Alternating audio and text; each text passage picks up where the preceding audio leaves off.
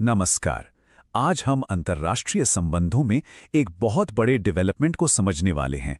भारत और रूस ने अपने ऐतिहासिक रिश्तों में एक ऐसा नया अध्याय जोड़ा है जिसके दूरगामी असर हो सकते हैं।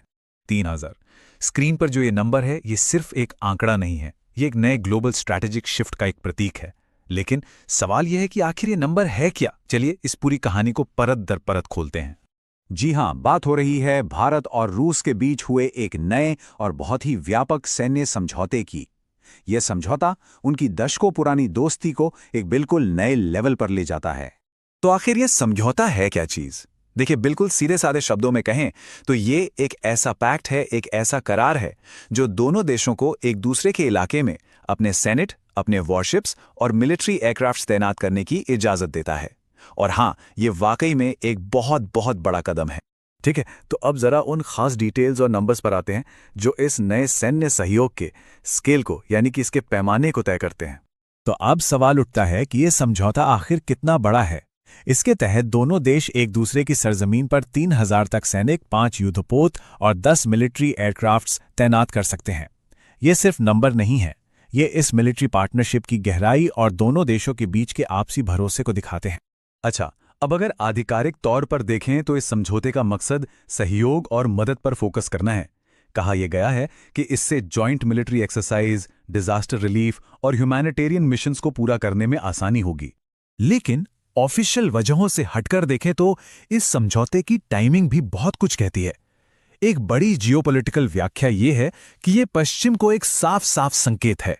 और ये जो कोट है, ये इसी नजरिए को दिखाता है कि ये समझौता ग्लोबल चेस बोर्ड पर एक स्ट्रेटेजिक चाल है जिसका मकसद एक मैसेज देना है, खासकर वेस्टर्न देशों को।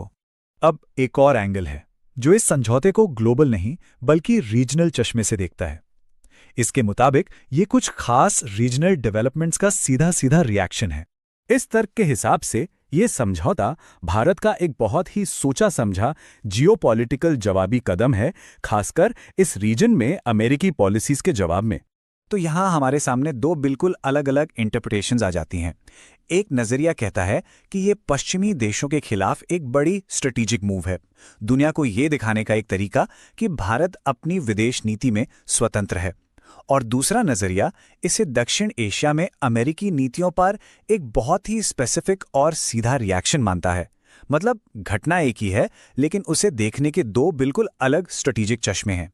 तो अहम बात सिर्फ ये समझना नहीं है कि ये समझौता क्या है, बल्कि ये भी समझना है कि भविष्य के लिए इसके मायने क्या हैं, इसका लॉन्ग टर्म इम्पैक्ट क्या होगा। और देखिए, ये कोई टेम्पररी अरेंजमेंट नहीं है, ये एक बहुत लंबी चलने वाली कमिटमेंट है। ये समझौता शुरू में 5 साल के लिए है, लेकिन इसके बाद ये ऑटोमैटिकली रिन्यू होता रहेगा।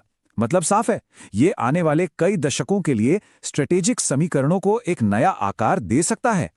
तो हम इस विश्लेषण को इसी सवाल के साथ खत्म करते हैं, क्या ये सिर्फ एक पुराने गठबंधन को रिन्यू करना है या फिर हम एक नए पावर ब्लॉक को उभरते हुए देख रहे हैं?